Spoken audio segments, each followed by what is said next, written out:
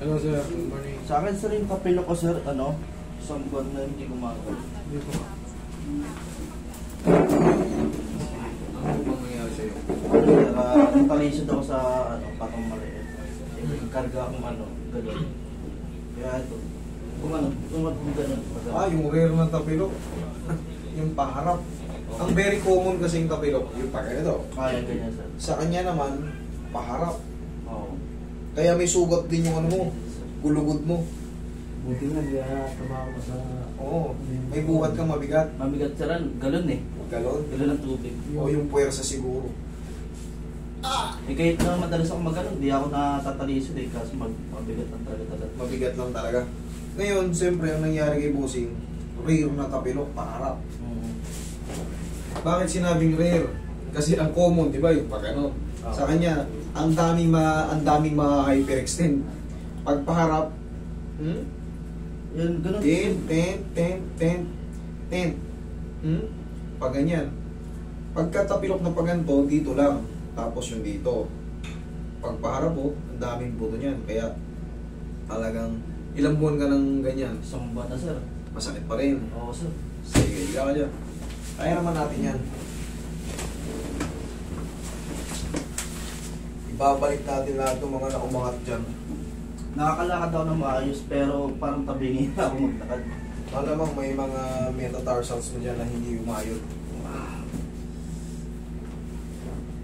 Ayan kagagaling lang. Tapilok na tinatawag natin rare. Pag ganito ka idol, Wala sir. pag ganito, Wala. pag ganito, Yan dyan masakit. okay, sakit dyan pag ganyan. Pataas, Wala na. wala na, okay. Yung pababa, masakit. Ito, yan, sige.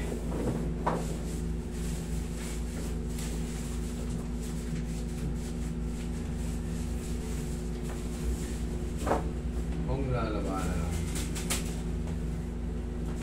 Isa pa.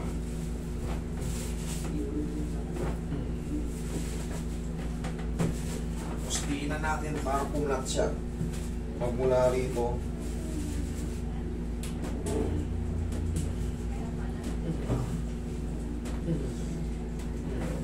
Taba ka, bossing. Meron pang isang style dyan. Pagka ganyan yung tapilok. Salamin mo sir. Oh. Ganito. Isot Shoot mo ako sa tapilok.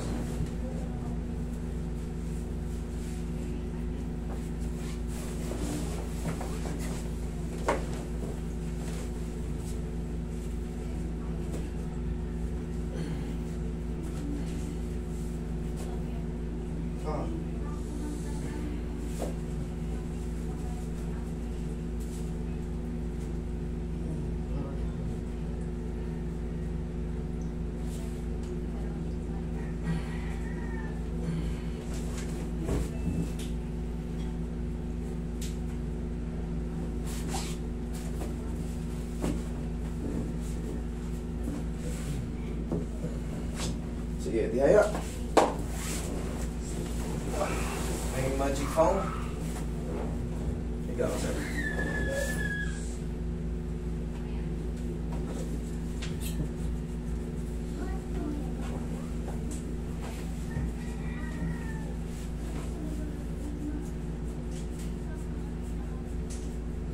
Kapag paahon kasi sa amin, hindi ko ma-pwersa talaga ng lakad. O, hindi ka pa nakakalakad ng maayos.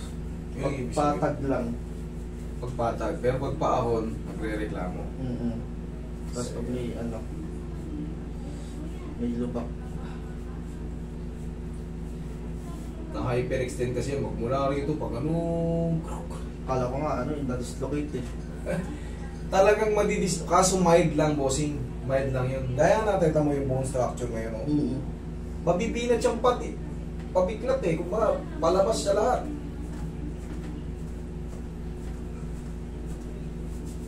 Pero naiuusog-usog naman yan kasi mild lang naman yun. Kasi kung talagang hindi mo na mailalapat yan kung na-dislocate talaga ito ng malayo. Ito, uor ka to. Lulubog to. Bababa to. Aangat to. Ganun mangyayari. Oo, kasi susundan mo to. Nakaangat to eh. Hindi mo mailalapat yung paa mo ngayon pagka ganun, pag masyadong pagka na-dislocate talaga siya ng todo.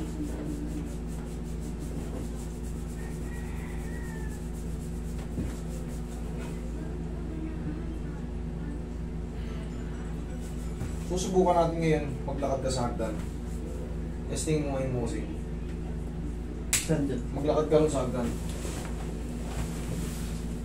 Kailangan niya na maramdaman mo humina.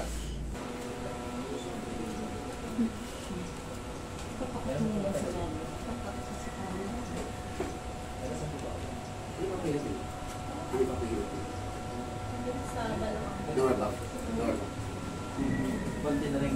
Okay. Thank you so much. Nawala na yung sakit. Konti na rin kirot. Bossing, 1 week. Smooth na lahat yan. Okay? Lagyan natin ng bandage. Gawin natin. Bakang bandage okay.